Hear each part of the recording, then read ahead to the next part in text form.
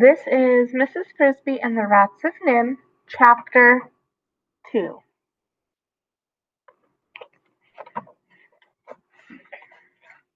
This chapter is called Mr. Ages.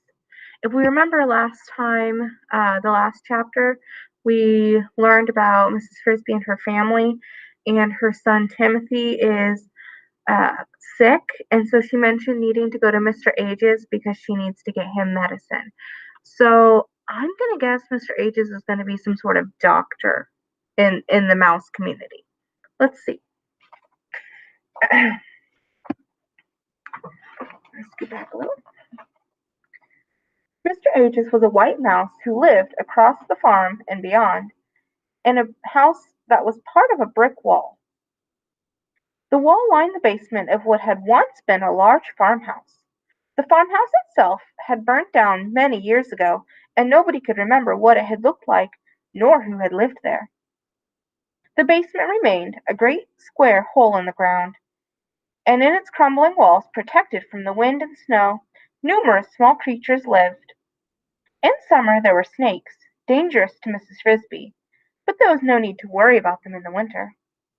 Just the same, it was a long and hard journey, and could be risky unless she was extremely cautious. It was so far, in fact, that Mrs. Frisby would not ordinarily have set out so late in the day, for fear that the dark would catch her before she got back. But Timothy obviously could not wait until the next day. So, only 5 minutes after she announced that she must go, she was gone. If she had been able to follow her nose, that is, to take the shortest route to where Mr. Ages lived, her journey would have been easy enough. But since that would have led her close to the farmhouse and to the barn, and since the cat stalked those grounds relentlessly, she had to plot a much more roundabout way, circling the whole wide farmyard and sticking to the very edge of the woods. She hopped along briskly, moving in the easy, horse-like canter mice use when they're trying to cover ground. Her progress was almost completely noiseless. She chose her path where the earth was bare, or where grass grew, and she avoided dead leaves, which would rustle and crackle even under her small weight. Always she kept an eye out for hiding places, logs, roots, stones, things to scurry under if she should meet a larger animal who might be unfriendly. For though the cat was the for was mm, for though the cat was number one, there were other things in the woods that also chased mice. As she did all this, she worried about Timothy, and hoped that Mr. Ages would know something that would help him. It was more than 2 hours later that she saw she was getting close to the brick wall where he lived. Though her husband had been a great friend of Mr. Ages, and had visited him often, Mrs. Frisby herself had been there only once before, and that had been in summer. Still, she remembered the place clearly.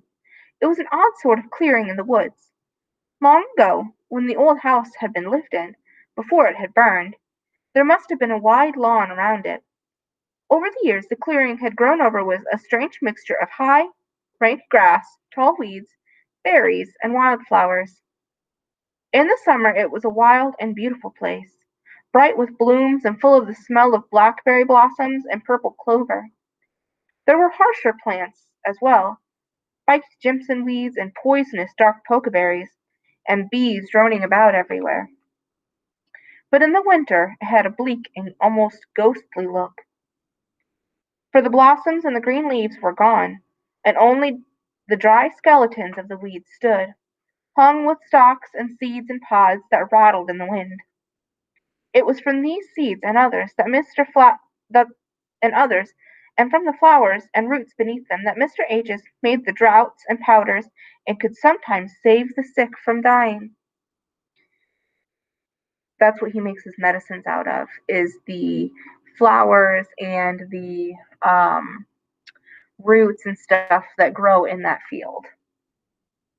Kind of like a lot of medicines come from natural sources, like aloe. If you have a sunburn and you see things that like have like aloe in them to help your skin heal, aloe is a type of plant that you can grow, and when you pop it open, the leaves or the stalks of it have like aloe inside, and that's what's mixed in with the medicines a lot of the times. So that's what he gets his medicine from, and anything he uses to help people is from the area around where he lives. The time she'd been there before, that was for Timothy too, and when he was only a baby, scarcely bigger than a marble. He had wandered while playing with the other children, a little way from them, and had been bitten or stung by something poisonous. They did not know what. When the others found him, he lay curled in a ball, paralyzed and scarcely able to breathe. That time her husband and her husband, Mr. Frisby, had been alive, and between them, taking turns, they'd managed to carry Timothy to Mr. Age's house. It was a sad and frightening journey, and when they arrived they'd been afraid he might already be dead.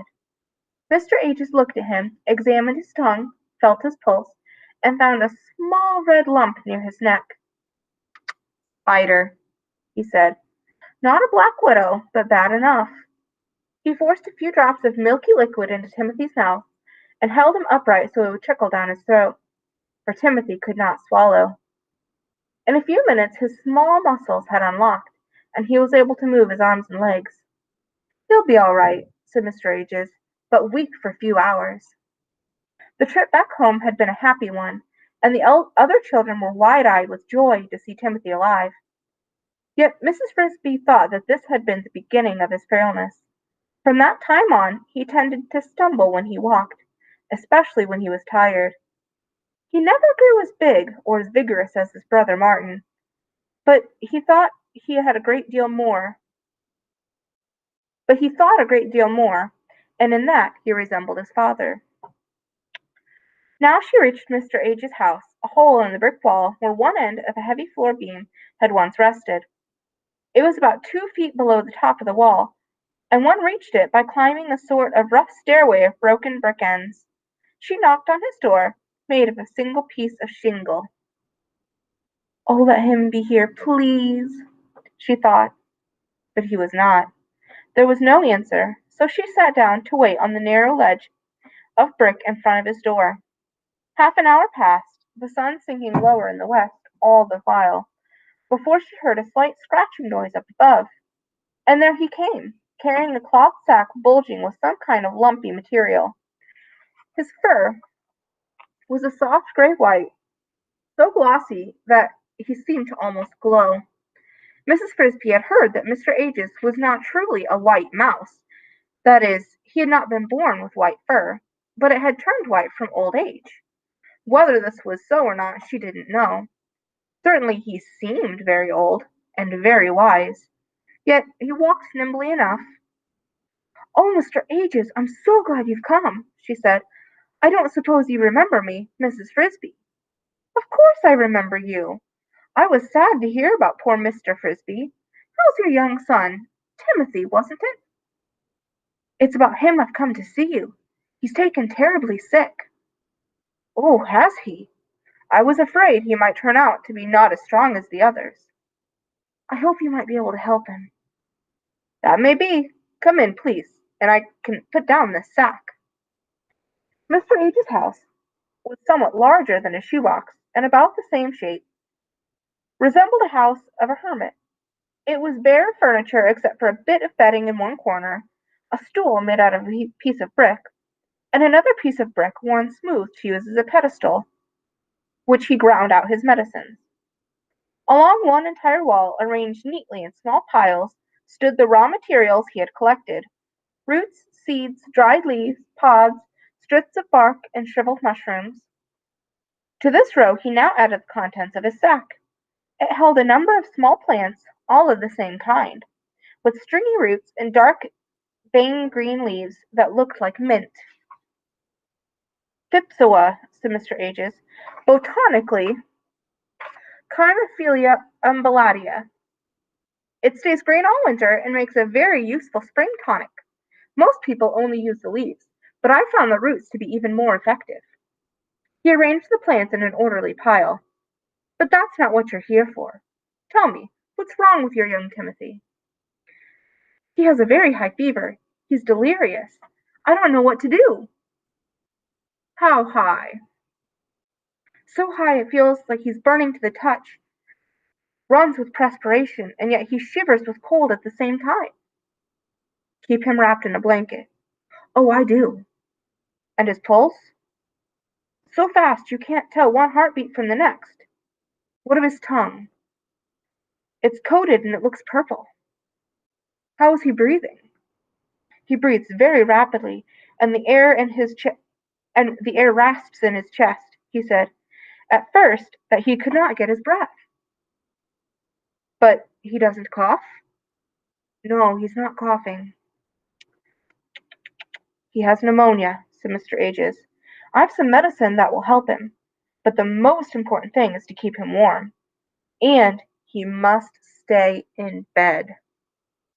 He went to the back of his house, and from the ledge formed by a projecting brick he took 3 packets of medicine, powders neatly wrapped in white paper. "Give him one of these tonight, mix it in water and make him drink it. If he's still delirious, hold his nose and pour it down his throat. Give him the second one tomorrow morning, and the third the next morning." Mrs. Frisby took the packages. "Will he get better?" she asked, dreading to hear the answer. "He will get better this time. His fever will be less on the second day and gone by the third, after he has taken all of the medicine. That does not mean he will have recovered. His lungs will still be terribly weak and sensitive. If he gets cold even the least bit, or breathes cold air, even a breath or two, his lungs will the pneumonia will surely come back worse than before, and the second time he may not recover. This will be true for at least 3 weeks, and more likely a month." "And after that?" "Even after that he should be careful, though we may hope by then that the weather will be warmer." By now the sun was setting low in the west, settling into the high mountains beyond the woods. Mrs. Frisby thanked Mr. Ages, and set out for home as quickly as she could go. That was chapter 3. So it seems like Timothy is going to recover as long as he doesn't stay, or as long as he stays warm and in bed. So he cannot go outside for at least a month, or get out of bed and start breathing cold air for at least a month. And remember, it's the dead of winter, so that's a big problem. He can only stay inside the house. If he goes outside, he's going to get sick again, and he might not survive the next time. That's important to remember right now.